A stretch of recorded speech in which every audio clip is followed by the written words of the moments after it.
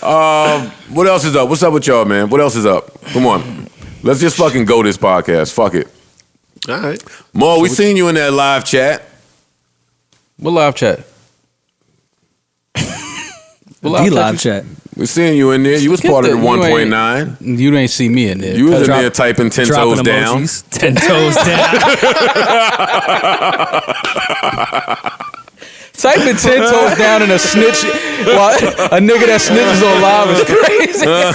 What don't break you, make you, fam. Yeah. 10 toes down. You was in there typing, I'm not new to it, I'm true to it. Yeah, get the fuck out of here.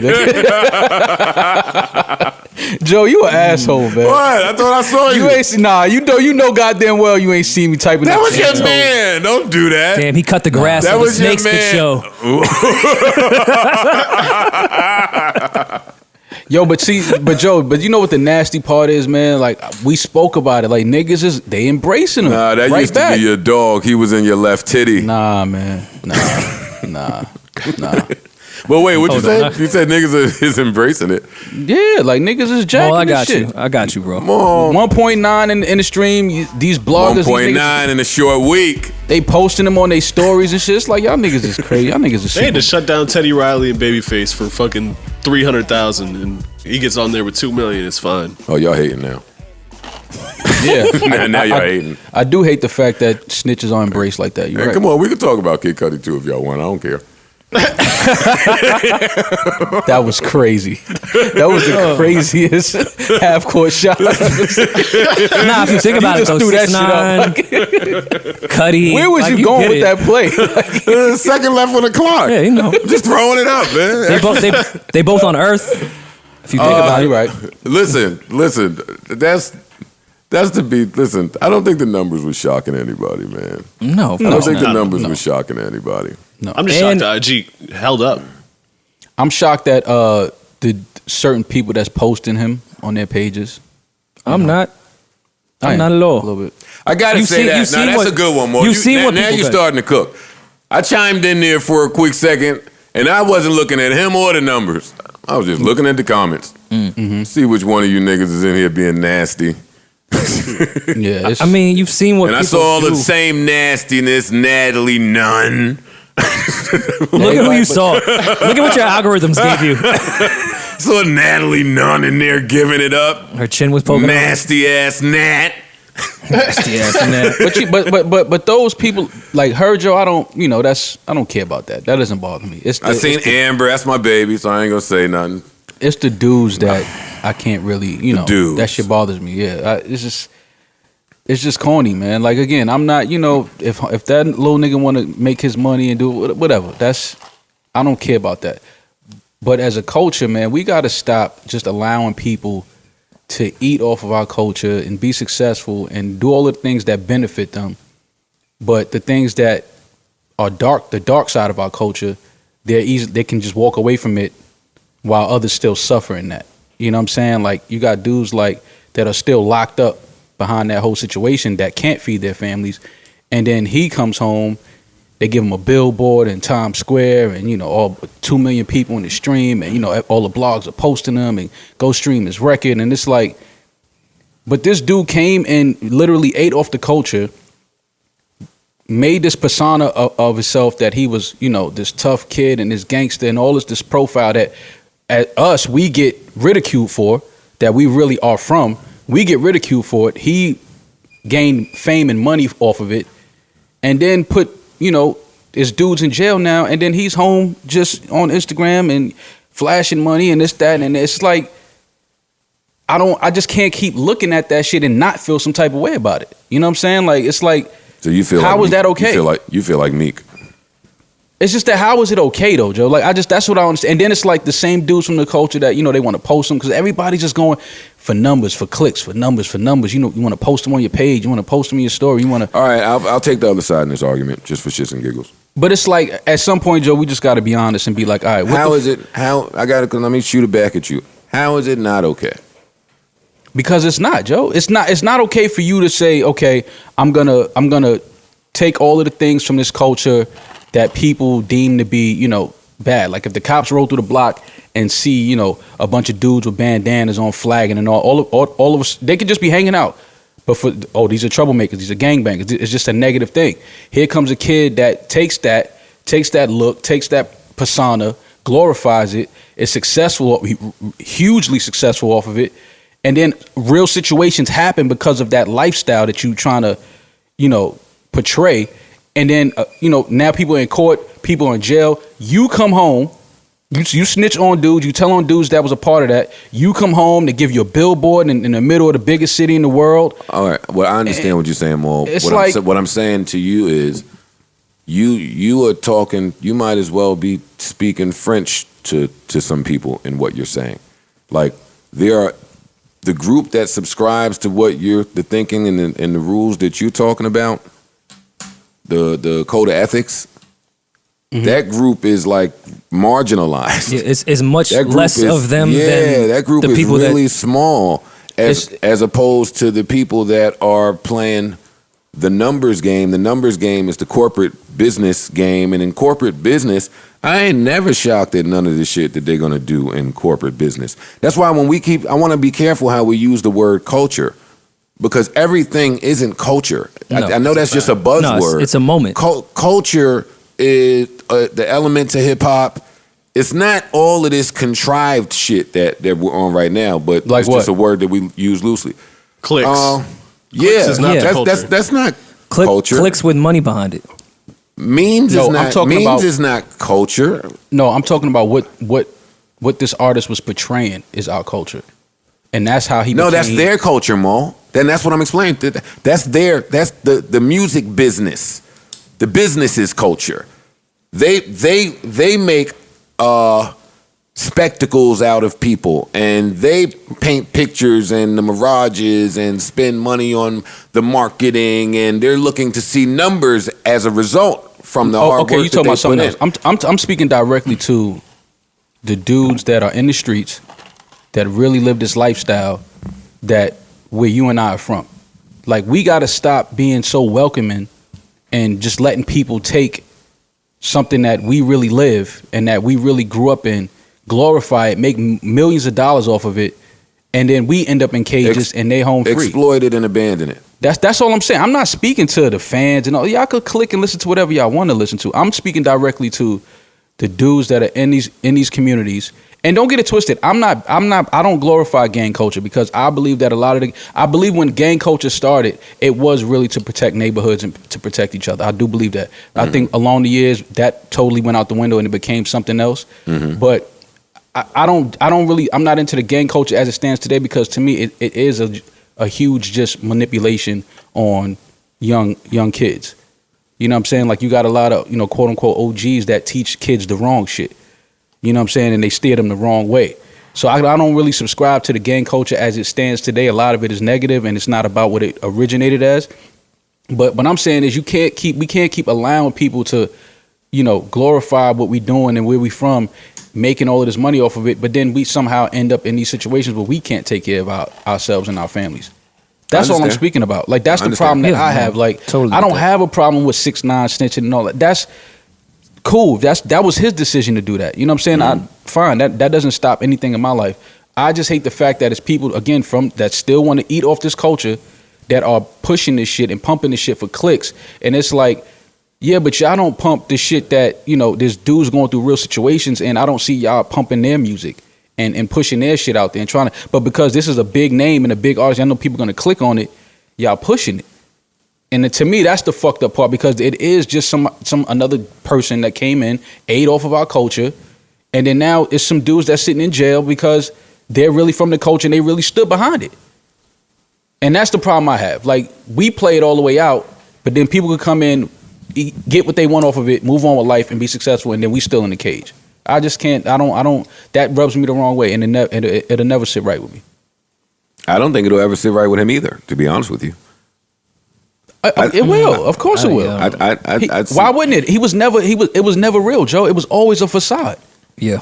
It was never real for him. That's why him snitching doesn't bother me, because he was never a gangster. He was never tough. He was never a street dude. Like, so it doesn't bother me. What bothers me is that it's real street dudes that are sitting in the cage now. The manipulation of it bothers me. What do you mean? And that's probably really the only thing that bothers me about it is his manipulation of gang culture and the legal process. Mm-hmm. It's just a nasty cycle of just using different people. Of course, Shawty and niggas was gonna catch the bad end of that stick, but it's not as simple. It's not as black and white as he said on his live stream, which is, "Hey, I went to see some niggas. I told them, yo, I'm not with this gang shit, but I got a way to get y'all out." No, that's not how this goes. And the legal process wouldn't go like that for me. It wouldn't go like that for anybody. But that's a conversation for a different time. Did you get a song? No. Do you have any thoughts on all of Elliot's posting? And I felt totally about Elliot all of the media posting, all the blogs posting. Yeah, I don't like Elliot posting that. And I get it. Elliot is, he's media. He's supposed to, I get that. But Elliot is, he's been around some real dudes from this culture and been in some rooms with people, and he knows that they're not supporting that. And that's the only, like, again, it's nothing personal. I understand what Elliot's position is. I get that. But again, it's like, at some point, we can't just keep doing shit for clicks and for likes and for interaction and all of that other shit. Everything. In Elliot's defense, he does go ham with everything, on negative and positive, which is my point. Which is why this didn't have to be posted, because people wouldn't have been like, "Oh, Elliot, why you didn't post that?" It's like, he posts everything else. Mo, I'll ask you, because I was watching that shit earlier today, and when Joe and I were having that decade conversation, it had me thinking more how this entire situation has been fetishized, if that's a word. It's a word. Mm-hmm. It is. For years, whether it be with mob movies or with The Wire or with anything, Middle America loves, not the middle of America, Middle America, loves to get close to this enough where they don't get put in harm. He's the same thing when you watch a Goodfellas movie. If you ask everyone really involved with that situation, all of their lives are ruined. Their families' lives are ruined. You go to West Baltimore, in that type of trade, all of those families are ruined. But Middle America wants to pay and strive to be near something close enough that they're not put in danger. 6ix9ine to me is no different. Well, he was this face where these kids could get really close to something that they felt was authentic and dangerous, not knowing that it's really ruining people's lives behind closed doors, but they don't care. They're just a consumer. Yeah, I'm not mad. And it's been going on forever, whether it be movies or music or TV. Like, this is just what Americans love. But that's what I'm speaking to. The fact that it has been going on for so long. And that's why it's like, how much longer are we going to keep putting ourselves in a position of getting the bad end of this situation? Yeah. Like, we keep letting people come in and, like I said, hip hop is a welcoming culture. We welcome anybody. You know what I'm saying? Like, so again, I understand it, but at some point we got to start looking out for ourselves. That's a fact. And we got to start protecting what's ours. You know what I'm saying? And we can't just keep letting people come in and they're getting all of the benefits, but then when shit gets real, they can remove themselves, get far away from it. And meanwhile, we sitting in the cage. Nasty position. Yeah, like that's the only thing that I can't keep looking at. It's like, how do we keep ending up in these situations where people keep exploiting us and we keep getting the bad end of the situation? Like, that shit is crazy to me. That it keeps happening. And it's not gonna be the last time. It's not gonna be the last time that this happens. But that's why I'm just fed up with it, and I can't really. I'm not clicking on his song. I'm not looking at his Instagram live. Like, I don't want to subscribe to none of that shit, because there are people that are really sitting in the cage behind this shit. Meanwhile, it's 2 million people watching some kid on the stream and they're laughing. That's not funny to me. It's not funny at all. And I completely get your point of view. I wouldn't pay attention to the numbers like that, though. I wouldn't. It's such a sensationalized thing. Integrity people don't care about the numbers people, and vice versa. Like, they're not thinking about. But the numbers people are eating off of what we stand for and what we represent and where we come from. You see what I'm saying? Like, you can get on it. You could put out a rap album. But as they always have, and that's a problem. Well, yeah. Well, that's why I started with everything is not culture. No. Everything ain't culture. So we need to start drawing the line between what is music business shenanigans and what is actually authentic and sincere to the culture. No, we need to stop just allowing people to come in and try to be a part of our culture. That's what we need to do. Well, you need power in order to do that. Oh, we have power. And I think we just don't know we have power. What Maul is also saying with the music business, they are really good at perceiving things to be culture. Because prior to 6ix9ine going into Snitch, he was perceived as culture because of the music business and their shenanigans. He was perceived that way. You and I may know that he's not, but to people that are also in the culture, it can be perceived that way because he has such a monster behind him. I'm so numb to it, man. I don't have any feelings towards it because it don't concern me or anybody of my ilk. Yeah. Like it's a whole separate thing, like for the kids. It's for the kids. Yeah, but you have a son. Yeah, that was gonna say. You still have to that wants to get into music. You understand what I'm saying? So it's like it does affect you in a way. Maybe you're not because you're not out there in the field anymore. My baby got my DNA. This is a genetic thing, and he got a dad that's there to just inform him along his journey. If he wants to become that, then that's a different conversation. But thank the Lord, I haven't seen any of those signs. Right. Like I don't. Everything that happens today, from this 6ix9ine shit that we talking about to the Ahmaud Arbery thing, the first thing I think about is, damn, how do I explain this to my kid? Like, how do I teach around this or about this? Like, that's always my first thought. And seeing the other thing that is going to be interesting to see, that I want to know how many people are going to be in Bobby and Rowdy's live when they come home.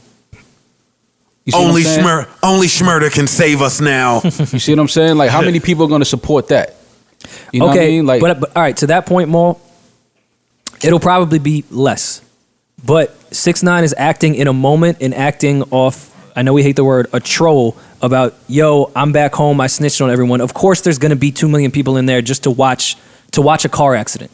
Like, we all want to watch the car accident on the side of the road. Yeah, so then there should be 10 million people to watch some real shit, to watch 2 young niggas that took some real shit. Less people that will really follow you and live by ethics and go with the movement is much more valuable than 2 million people that just want to see a car wreck. The fluff is in the crowd. Yeah, like I'll take the lower numbers as Roddy and Bobby because they know that these people will be moving with them because they have the same ideals. 6ix9ine has a moment right now and he's sitting there screaming, I ratted on y'all mad. Of course, for today, you're going to get a million upon a million views. How you're going to sustain that is the question for 6ix9ine. It's not for Bobby and Rowdy. They don't need to sustain something that they actually live because that's who they are. My point, what I was trying to say was, I miss them too. There should be 10 million people watching Rowdy and watching Bobby when they come home and stream, because here you had 2 young dudes that went through a real situation together, and Bobby did some stand up shit, taking more time so his man could have less time. You understand what I'm saying? Like, that's the shit that needs to be pushed and publicized. You're looking for stand-up shit to be celebrated by the music business. I'm looking for stand-up or media in general. I'm looking for the stand-up niggas to stand up and support the stand-up niggas. Because niggas see stand-up niggas to support stand-up niggas in private, but they be scared to ruin their relationships in public. Like, they'll hit your phone and be like, yo, that was some real shit you said. Yo, that was some real say that shit on a public forum, nigga. Don't hit my phone with that. Support that. But why you can't support that publicly? Why you can't support the real shit publicly? Like, why are you so scared of these dudes in these offices and these dudes that, why? And you guys we have the power. Feeling blue. No, but it's 100% shit, correct. Joe. But why? No. You're absolutely right. But I mean, you're more than right. But the reason why there'll be less views, there's a reason the term is cut from a different cloth. There's less of that cloth. So there's going to be less people supporting that type of behavior. No, it's like I said, because humans are just naturally fucking nasty, and there's more of the bullshit than there is of the real shit. It's like I said, the world is more. That's why it's cooler. I don't want us to keep talking in circles about something that none of us really care about. No, I don't care. We're not talking about because we don't. We're not talking about homie. No, we're not. Talking about the situation in general about being exploited and then ending up on the bad side of the fucking deal. That's all I'm saying. Yeah. But you know, have fun with it, I guess.